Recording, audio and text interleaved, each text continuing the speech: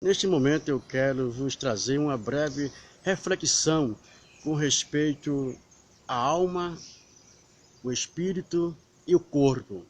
Eu quero vos, neste momento, falar que a alma e o espírito sobrevivem após a morte física. Há certas interpretações errôneas, sem respaldo bíblico, são interpretações humanamente falando, porque a própria Bíblia interpreta a própria Bíblia. O que a Bíblia tem a nos dizer com respeito ao estado da alma e ao estado do espírito após a morte física? Nós vemos que em Eclesiastes, para esses que defendem que quando o homem morre, ele fica inconsciente, ele dá Eclesiastes capítulo 9, versículo 10, que Salomão diz que tudo quanto tiver a mão para fazer, faze conforme a tua força, porque para a sepultura, está bem claro, sepultura, a matéria, é o corpo para onde ele vai, não há obra, não há indústria, não há ciência e nem sabedoria. Aí Salomão está falando com respeito ao corpo, à matéria. Em Eclesiastes capítulo 3, versículo 19 ao versículo 21, o próprio Salomão, ele diz que assim como o ser humano tem um fôlego da vida física, os animais também têm que diferenciar. E ele mesmo responde, mas quando o ser humano morre, o espírito sobe, mas o espírito dos animais desce para a terra. Aí é o fôlego da vida física, mas do ser humano sobe. Aí ele está se referindo já àquela parte espiritual do homem. Logo, o homem é composto de espírito, alma e corpo. Base bíblica para isto. Aos Hebreus, capítulo 4, versículo 12, o escritor hebreu diz, porque a palavra de Deus é viva e eficaz, é mais penetrante do que espada alguma, que é capaz de penetrar entre a divisão da alma e do espírito, e para discernir toda a intenção do coração do homem. Veja que a palavra de Deus ela é apta para detectar um problema quando está no espírito, ainda é o fôlego da vida física, né? Que o fôlego da vida física não tem sentimento. Então está falando essa parte espiritual, é a parte que nós temos comunhão com Deus, é a parte quando nós nascemos de novo, o Espírito Santo de Deus passa a habitar no nosso espírito, não no fôlego da vida física, no espírito, nessa parte espiritual. Nós temos uma faculdade de fé e consciência. É aquilo que Maria disse, o meu espírito se alegra em Deus, meu Salvador, minha alma exulta em Deus, meu Salvador, né? Então, Maria fez essa diferença. Meu espírito se alegra em Deus, meu Salvador, e minha alma engrandece a Deus. Então, vemos uma diferença de espírito e alma. O espírito, alegria, e a alma, a sede das emoções, ela exultava ao Senhor. Então, aí nós vemos que a palavra de Deus, ela é capaz de penetrar nessas duas parte. Nós vemos também referência bíblica, em Coríntios capítulo 12, versículo 1 ao 4. Paulo acreditava na existência, na sobrevivência do espírito e da alma fora do corpo, digo eu novamente. Conheço o homem no corpo ou fora do corpo. Não está se referindo ao fôlego da vida física, está se referindo ao espírito e à alma. Foi ao paraíso e ouviu coisas inefável, que não é lícito ao homem referir-se. Então Paulo acreditava na alma e no espírito fora do corpo físico. E nós vimos também, 1 Tessalonicenses, capítulo 5, versículo 23, o apóstolo São Paulo exortando aos Tessalonicenses da seguinte maneira: espírito, alma e corpo sejam plenamente irrepreensíveis para a vinda de nosso Senhor e Salvador Jesus Cristo. Logo, existe essas duas partes, espírito e alma. Não é fôlego da vida física ser irrepreensível, ser exortado a viver uma vida de santidade, de maneira alguma está se referindo. É por isso que o homem foi feito à imagem e semelhança de Deus, porque ele tem a parte espiritual, e Deus é espírito, Deus sobrevive, Deus existe independente da matéria, de um corpo físico. Por isso que nós refletimos essa imagem também, essa parte espiritual de Deus, nós temos também, né? Essa parte de que nós temos comunhão com Deus. Então aí nós vemos, 1 Tessalonicenses, capítulo 5, versículo 23, repito, Paulo exorta aos que estão sendo irrepreensíveis, né? E também em 2 Coríntios, também nós vemos isso também, capítulo 7, versículo 1, Paulo manda nós purificar da imundícia da carne e do Espírito também. São referências bíblicas que eu estou dando. E Jesus contou um fato, né? Um fato para que esses que querem acreditar, né? Que a alma e o espírito não sobrevive após a morte física. Jesus contou um fato, não é uma parábola, né? Não é uma parábola. Os teólogos colocaram epígrafe, parábola, e certas bíblias já tiraram, né? Porque Jesus disse, havia um certo homem chamado Lázaro, e um rico. Lázaro estava constante à porta daquele rico, e a Bíblia diz que morreu o rico e foi sepultado. E diz que morreu Lázaro e foi levado pelos anjos ao seio de Abraão. E quando chegaram lá, ambos se encontraram. Vejam mesmo, o rico foi sepultado, a matéria foi sepultada. No entanto, ele estava lá no Hades, né?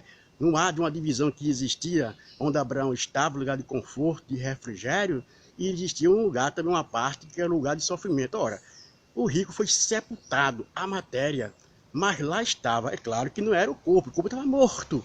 E o que estava lá? Que não é parábola, vou provar a vocês que não foi uma parábola aqui. Então aconteceu que o rico o rico viu Lázaro ao seio de Abraão, começou a suplicar: Pai Abraão, manda que Lázaro venha até aqui onde eu estou e molhe, né, a ponta da minha língua, né, com água, né.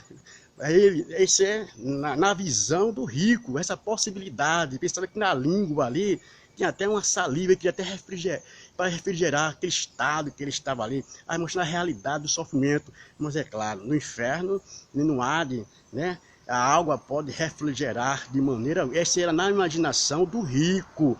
Há muitos dizem assim para querer desacreditar que isso foi um fato.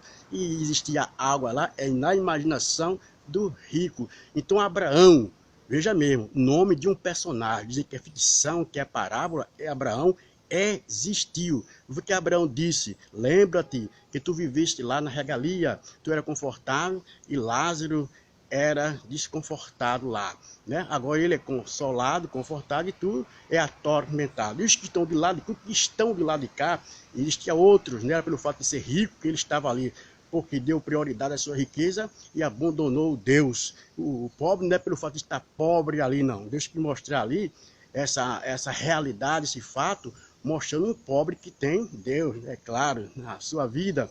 Um pobre que acreditava, né, nos testemunhos dos profetas, nos registros de Moisés, que foi isso que Abraão disse: tem Moisés e os profetas, ou seja, tem os registros de Moisés, o registro dos profetas lá, que eles ouçam, acreditam que existe lugar de sofrimento, lugar de castigo. Então ele começou a implorar: eu tenho 5 irmãos, veja mesmo, ele estava consciente, eu tenho 5 irmãos no presente, estava vivo, consciente, deixa que eu vá. Abraão: não, vocês não acreditam nos que estão vivos lá falando, né? Como eles vão acreditar se alguém daqui ressuscite? Deixa bem claro aqui, não reencarne, ressuscite, né? Que vá daqui para lá, porque não existe reencarnação, existe ressurreição. Foi isso que Jesus fez, né?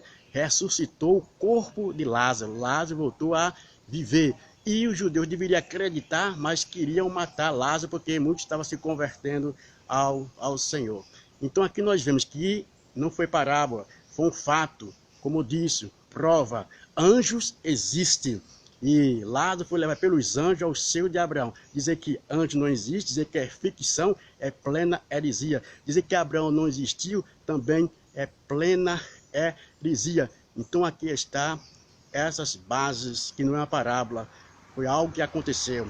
E a Bíblia diz que quando Jesus morreu, ele foi pregar os espíritos em prisão, não dando mais uma oportunidade, mas certificar-se da salvação daqueles que foram salvos, 8 pelo o dilúvio, e até também aquele espírito também, podemos dizer que estava aprisionando a vitória sobre ele, como triunfou sobre ele, e tem a chave da morte e do inferno agora em suas mãos.